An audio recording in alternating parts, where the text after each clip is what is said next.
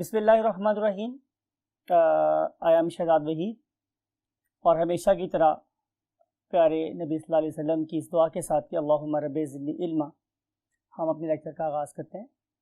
और इसमें हस्बे वादा आपके साथ जो बाकी 3 क्लासेस थी प्लांट लाइक प्रोटिस्ट की उनको हम पढ़ने वाले हैं। और इस मकसद के लिए without wasting any moment let's move to the white board. जी my dear students, we have already discussed 3 classes of plant-like protists: euglenoids, dinoflagellates, and then diatoms. And today we want to discuss brown algae, red algae, and the green algae. और you know very well कि मेरी ख्वाहिश ये होती है कि मैं आपको बुक के पैटर्न पे, बुक के मुताबिक लेके चल रहा हूँ ताकि आपको पढ़ने में आसानी हो। तो इसीलिए हम आज सबसे पहले स्टार्ट करें हैं क्या, brown algae. So we are going to write the heading of what brown algae. अब ये जो ग्रुप है स्टूडेंट्स एल्गे का, आपकी बुक में सबसे पहले इसके बारे में जो बात लिखी हुई है वो है क्या, कॉमन नेम। हम इन्हें आमतौर पर स्टूडेंट्स स्कैल्प्स के नाम से जानते हैं। किस नाम से जानते हैं? कैल्प्स। लेकिन अगर मैं कैल्प का आप लोगों को एक बड़ा इंटरेस्टिंग फीचर बताऊं तो वो ये है कि ये बहुत बड़े साइज के भी हो सकते हैं। व्हेनेवर आई से बहुत बड़े साइज, इसका मतलब है कि दे मे बी मीटर्स लॉन्ग। इसीलिए हम एल्गे के इन्हें जाइंट्स बोलते हैं। Mean to say they are giants of algae. ये तो एल्गी के जॉइंट्स हैं, राइट। जॉइंट्स का मतलब है स्टूडेंट्स बहुत बड़े बड़े ऑर्गेनिज्म। जॉइंट्स मीन बड़े जानदार, बड़े साइज के जानदार। जैसे कि आपने डायनासोर का नाम रखा सुना होगा, तो डायनासोर भी बड़े जाइंट ऑर्गेनिजम्स। अब अगर हम इनके साइज की बात करें तो सारे ऑर्गेनिज्म इनके जाइंट नहीं है। ये फ्यू सेंटीमीटर से लेकर ये 75 मीटर्स तक लॉन्ग हो सकते हैं। 75 मीटर्स तक लॉन्ग। तो जाहिर है एक ऐसा ऑर्गेनिज्म जो माइक्रोस्कोप से नजर नहीं आ रहा, उसका अगर साइज 75 मीटर लॉन्ग हो गया तो जाहिर है they should be called as what, giants. तो हमने अब तक स्टूडेंट्स से कॉमन नेम को डिस्कस कर लिया है, हमने इनके साइज को डिस्कस कर लिया है। अब आपकी बुक में क्या गिवन है, इसकी एग्जाम्पल। तो जो एग्जाम्पल है that is laminaria. Example is laminaria, right. और जैसे मैंने पहले बोला कि it is an example of what, kelps. अगर हम इनकी शेप की बात करें, शेप वाइज, तो शेप के लिहाज से स्टूडेंट्स इनकी शेप, मैं पर्टिकुलरली जाइंट एल्गे की बात कर रहा हूं, इनकी शेप किसी प्लांट बॉडी से रिजेंबल की जा सकती। क्यों? कि जैसे आपको देखा मैंने यहां पे लिखा हुआ है कि किसी भी एक प्लांट बॉडी में भी क्या हो सकता है, रूट, स्टेम और लीफ। तो यहां पर भी हम इसकी बॉडी को 3 पार्ट्स में डिवाइड कर सकते हैं, राइट। रूट लाइक चीज, यानी कि आपको पता है कि रूट का काम भी पौधे को जमीन में गाड़ना होता है। तो वो वाला ऑर्गन जो इन कैल्प्स को किसी रॉक से, किसी सी शोर से अटैच करने के काम आएगा, उसे हम नाम देते हैं व्हाट, होल्ड फास्ट। उस पर्टिकुलर चीज को देखें तो हम उसे क्या बोलते हैं, होल्ड फास्ट। क्या मतलब है कि इन ऑर्गेनिज्म को जमीन पे या किसी रॉक के ऊपर जोर से पकड़े रहने वाली चीज का नाम है hold fast.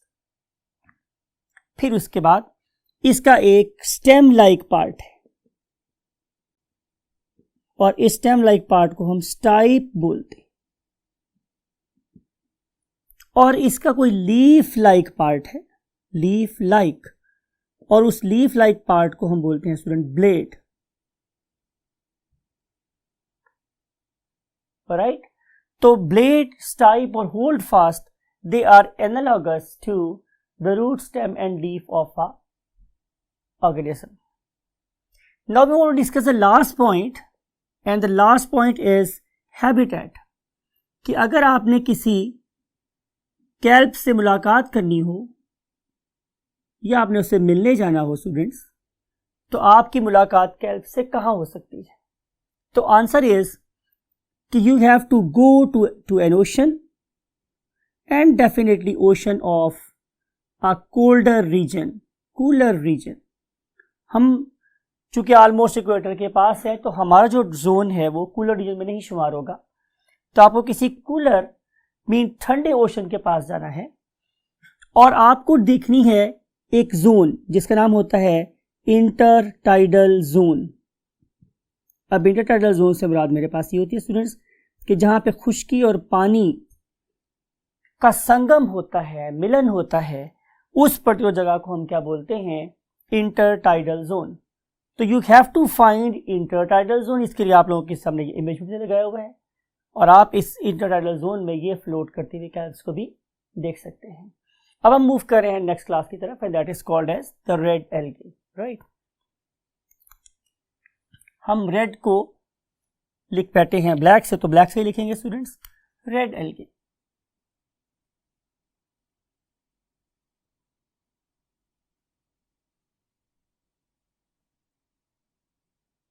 Again following the pattern of your book. सवाल ये है कि हम रेड एल्गी को रेड क्यों कहते हैं? अगर आप लोगों को आज से एक लेक्चर पहले मींस लेक्चर नंबर 3 का एंड याद हो, तो आप उसके एंड पे हम लोगों ने एक टेबल डिस्कस किया था, और उस टेबल में हम लोगों ने कुछ पिगमेंट्स पढ़े थे। उस वक्त मैंने एक नाम बोला था, आपको याद होगा, उसका नाम था phycoerythrin, phycoerythrin, phycoerythrin. So this very pigment it imparts, ये देता है क्या? Red colour to the algae, और इसी वजह से हम इसे क्या बोलते हैं? Red algae. Then we want to discuss its cellularity. तो इसका आंसर ये है स्टूडेंट्स कि ये होते हैं multicellular. These organisms are multicellular, right, consisting of many cells. और अगर आप इनमें पिगमेंट्स की बात करें तो जाहिर है इसमें क्लोरोफिल ए भी शामिल है, जो एक एक्टिव इंग्रेडिएंट है फोटोसिंथेसिस के लिए, और प्लस इसके अंदर फाइकोएरिथ्रिन शामिल है।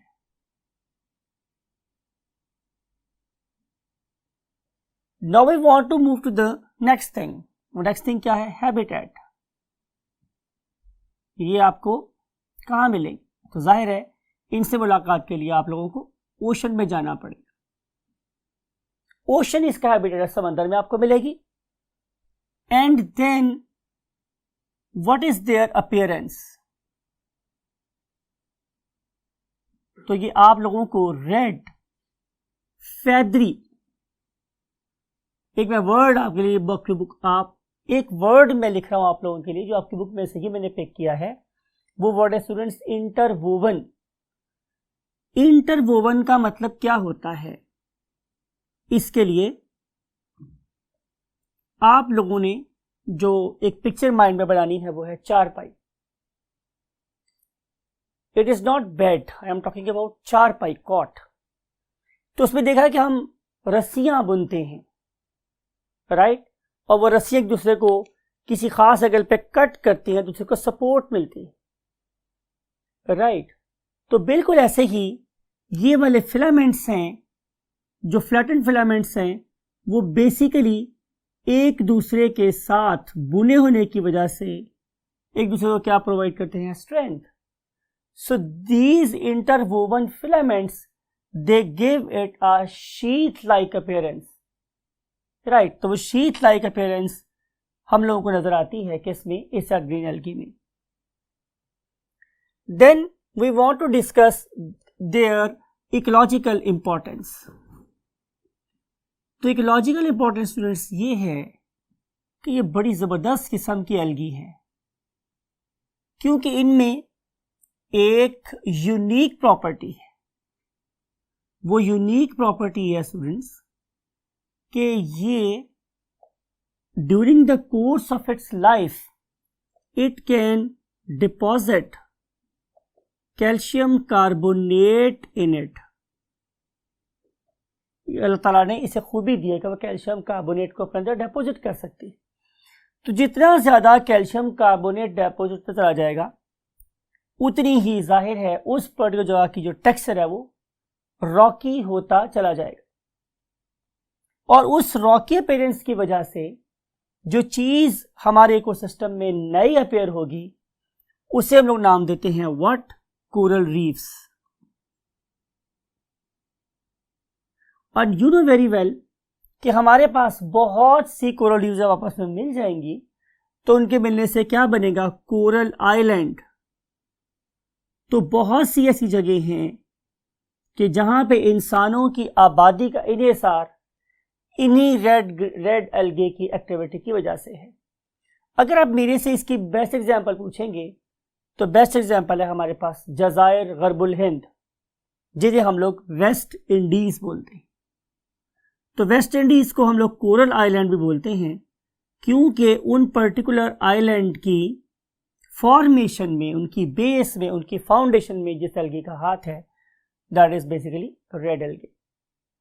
राइट स्टूडेंट्स, अब हमें देखना है स्टूडेंट्स इसकी example. Example is polysiphonia. Example is Polysiphonia.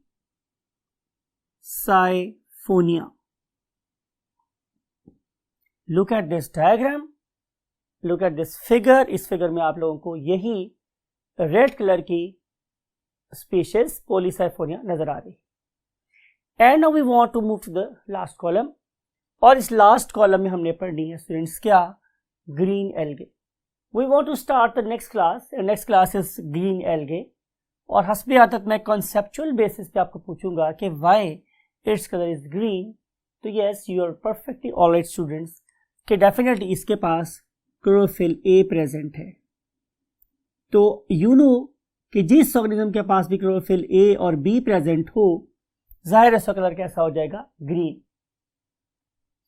अगर आप इन ऑर्गेनिज्म की as per the sequence of your book बात की जाए, तो अगर हम इन ऑर्गेनिज्म की सेल्यूलैरिटी की बात करें कि ये कितने सेल्स पे मुश्तमिल है, तो आप बताएंगे कि ये यूनिसेलुलर भी हो सकते हैं,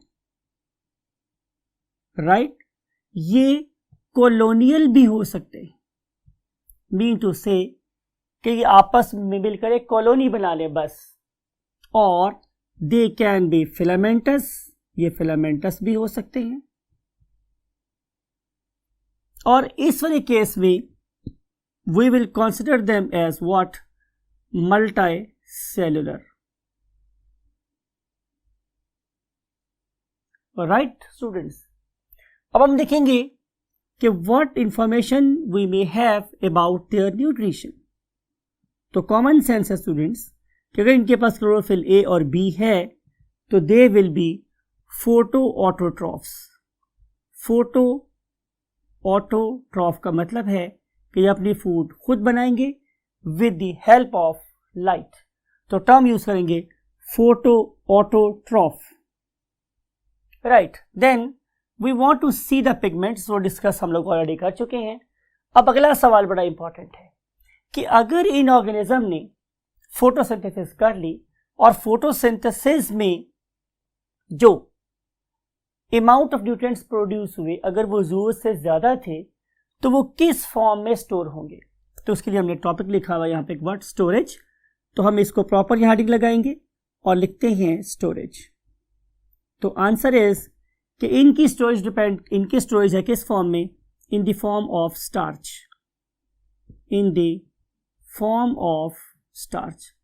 तो ये स्टार्च की फॉर्म में एक्सेसिव न्यूट्रिएंट्स को स्टोर कर लेंगे।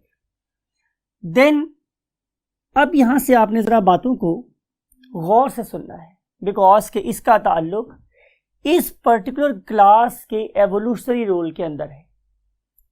एक आपने पहला पॉइंट क्या गौर किया कि अगर मैं इनकी स्टोरेज की बात करूं तो स्टोरेज किस फॉर्म में स्टूडेंट्स? स्टार्च की फॉर्म में। ये हुई हमारे पास नंबर 1 बात। और नंबर 2 बात क्या है कि अगर मैं इसकी सेल वॉल को देखूं तो इसकी सेल वॉल सेलुलोज की बनी हुई है। किसकी बनी हुई है स्टूडेंट्स? सेलुलोज की। तो आपको इस बात का भी अंदाजा है कि अगर आप मॉडर्न प्लांट्स को देखें तो उनकी सेल वॉल भी कैसी बनी हुई है? सेलुलोज की। 2 सिमिलैरिटीज हो गई। फिर एक सिमिलैरिटी हम यहां पे ऑलरेडी पढ़ चुके हैं कि क्लोरोफिल ए और बी की जो प्रेजेंस है ये एक थर्ड सिमिलैरिटी है, राइट। तो इतनी सिमिलैरिटी स्टडी करने के बाद भी स्टूडेंट्स हमें चैन नहीं आया, तो हम लोगों ने एक लेटेस्ट टेक्निक यूज की जिसे हम बोलते हैं आरएनए सीक्वेंसेस। अब इस आरएनए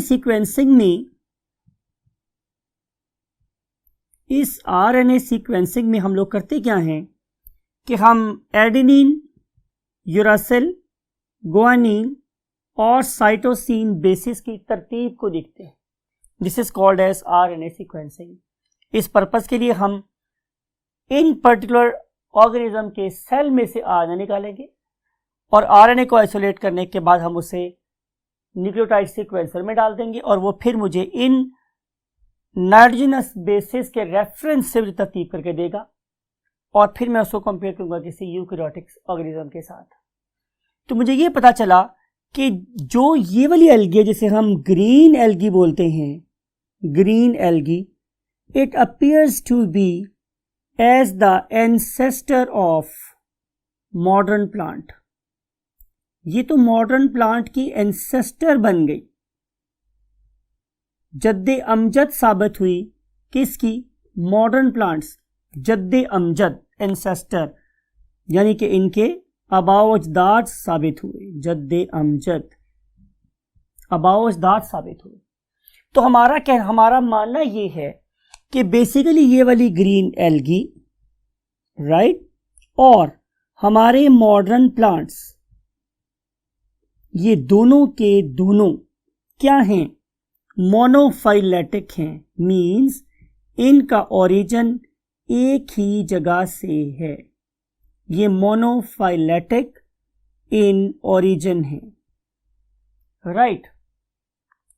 आप लोगों की बुक के इसी पेज के टॉप पर उन्होंने एक यूनिसेलुलर एल्गी का नाम लिख रखा है, that belongs to green algae, right, यानी कि उसका ताल्लुक भी क्लोरोफिसी के साथ है। उसका नाम है students chlorella. It has got a unique importance in research. आप लोगों की बुक के इसी पेज पे टॉप पे आपको एक पिंक और येलो बॉक्स नजर आता है। उस येलो बॉक्स में उन्होंने एक यूनिसेलुलर एल्गी की डायग्राम ड्रॉ की हुई है, that is called as chlorella. और अगर आप इस क्लोरेला को देखते हैं तो ये एक सर्कुलर सा ऑर्गेनिज्म है, बिल्कुल गोल सा, और नजर आ रहा है आप लोगों को कि बिल्कुल गंजा है, इसके पास किसी किस्म का कोई ऑर्गन ऑफ लोकोमोशन नहीं है। It means it is non motile. और अगर आप इस पर्टिकुलर, वही बात है, क्लोरेला से मुलाकात करना चाहते हैं तो आपको किसी फ्रेश वाटर पॉन्ड में या डिच में जाना पड़ेगा। राजबाहें, जो नाले होते हैं जो हमें खेतों को पानी वगैरह देते हैं, उन्हें हम डिचेस बोलते हैं। तो आपको उनके किनारों पर यह ऑर्गेनिज्म ग्रो करता हुआ नजर आएगा। इसको हम लोगों ने आइसोलेट किया और इसे हम अपनी लैब में ले गए, जहां ये हमारा एक फेवरेट ऑर्गेनिज्म बन गया।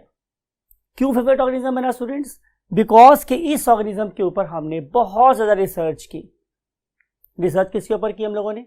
Yes, on the processes of photosynthesis. बजाय इसके कि मैं एक बहुत बड़ा प्लांट उठा के उसको अपनी लैब में लेके आऊं, उसको कल्चर करूं, उसको बड़ा करूं, उसे जनरेशन टाइम भी बहुत ज्यादा हो, उससे ज्यादा बेहतर वाली बात ये थी कि मैं इस ऑर्गेनिज्म को लूं, थोड़ी से वक्त में ये बहुत ज्यादा क्वालिटी में प्रोड्यूस हो जाए, राइट। तो फिर उस ज़्यादा क्वालिटी वाले ऑर्गेनिजम्स के ऊपर मैं रिसर्च कर सकूंगा depending regarding the process of photosynthesis. और फिर हम इसको एक और चीज़ के बारे में भी सोच रहे हैं कि whether we can use it as a source of edible food और नॉट। ओके, आज की हम आखिरी बात पढ़ने वाले हैं students, that is the importance of this group, that is plant like protists, mean to say algae. तो एल्गी की इंपॉर्टेंस को हमने दो ग्रुप्स में डिवाइड किया हुआ है, एक को हम बोलते हैं इकोनॉमिक इंपॉर्टेंस और एक को हम बोलते हैं इकोलॉजिकल इंपॉर्टेंस। इकोनॉमिक इंपॉर्टेंस में जो सबसे बड़ी बात है वो ये है स्टूडेंट्स कि हम इस भूखी नंगी आवाम को, दुनिया में ऐसे ऐसे इलाके हैं जहाँ कि अभी तक भी कहत साली चल रही है, तो हम उन कहत ज़दा इलाकों में जाएं और लोगों को फूड प्रोवाइड कर सकें।